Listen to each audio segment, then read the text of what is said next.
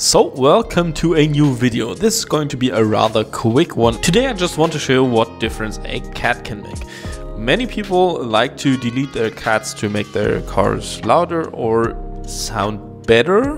But today I'm going to show you the opposite of that is actually true, because the Carina with the 4AG 20 valve I bought did not have a cat in it, and I decided to put a cat in it afterwards, because the science behind that would be because of the restriction and the rather labyrinth the air has to go, or the exhaust has to go through, that would make the car sound better and get rid of some of those weird frequency and raspiness that catless exhausts have most of the time.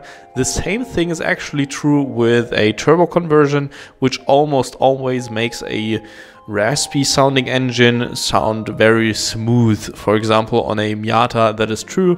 When you do a turbo conversion and had a catless exhaust before, it sounded very raspy most of the time, and afterwards it will sound very smooth and in my opinion much better. So but for the results, yeah, have a look for yourself.